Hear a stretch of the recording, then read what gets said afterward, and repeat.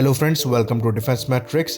तो जैसा कि हम लोग जानते हैं, चाइना और पाकिस्तान एक एक्सरसाइज कर रहे हैं गुजरात बॉर्डर के पास, जो कि शाहीन 9 है। उसमें एक एयरक्राफ्ट देखा गया है जो कि चाइनीज़ J8 है।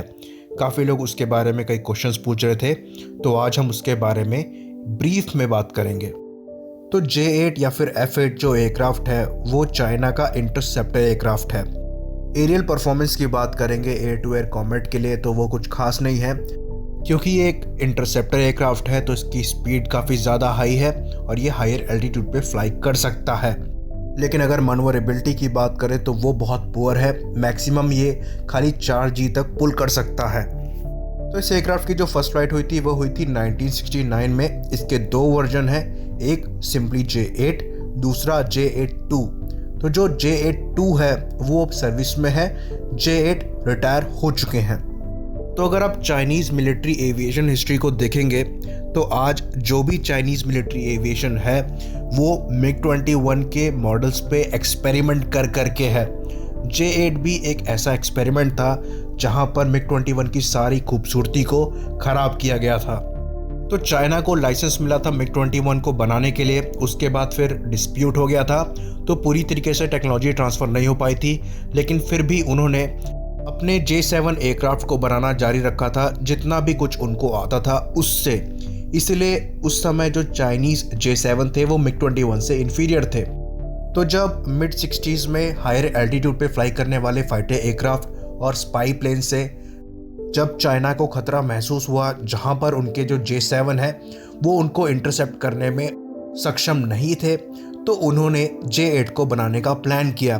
पर उस समय उनके पास बहुत ज़्यादा एक्सपीरियंस नहीं था और ना ही टेक्नोलॉजी थी। तो उन्होंने क्या किया कि जो MiG-21 की कॉपी यानी कि J7 वो बना रहे थे, उसी में उन्होंने 2 इंजन लगा दिए, थोड़ा सा उसको वाइड बना दिया और एयर इनटेक को बड़ा कर दिया। तो जो रिज़ल्ट हुआ वो बहुत गंदा दिखने वाला एयरक्राफ्ट था।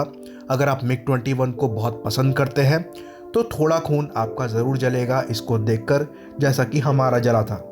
तो 1969 में इसकी फर्स्ट फ्लाइट हुई थी, लेकिन जो प्रोडक्शन है वो 1979 और 80s में ही चालू हो पाया था। तो इस एयरक्राफ्ट में शुरुआत में प्लान किया गया था जो नोज़ है उसको फिक्स रखी जाएगी और जो एयर इनटेक है उसको साइड में रखा जाएगा।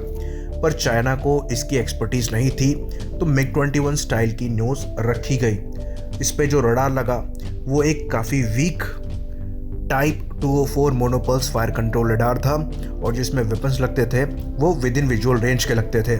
तो कैपेबिलिटी जो है इस एयरक्राफ्ट की वो चाइना के रिक्वायरमेंट से काफ़ी ज़्यादा नीचे थी।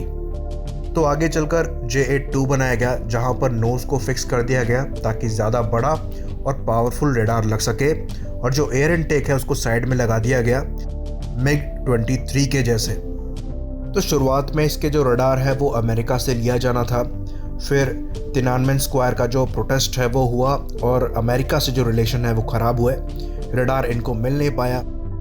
ये शुरुआत में APG-66 रडार को देख रहे थे अपने J8B के लिए, फिर लास्ट में अपने टाइप 208 मोनोपोस रडार से इनको काम चलाना पड़ा, जो कि बहुत कम रेंज देता था, करीबन 40 किलोमीटर की, और विद इन विजुअल रेंज की मिसाइल्स को फायर करने में सक्षम था। बाद में इसके कई वर्जन्स आए, लेकिन अब हम बात करेंगे इसके सबसे मॉडर्न वर्जन की डिटेल में। तो जो सबसे मॉडर्न वर्जन है वो J8-2M है, जिसे 2006 में शोकेस किया गया था। तो इस एयरक्राफ्ट में चाइना का टाइप 1471 रडार लगा है, जिसकी रेंज है 75 किलोमीटर 3 मीटर स्क्वायर आर्चेस के लिए, यानी 5 मीटर स्क्वायर आर्चेस के लिए इसकी रेंज करीबन 100 किलोमीटर के ऊपर की होगी।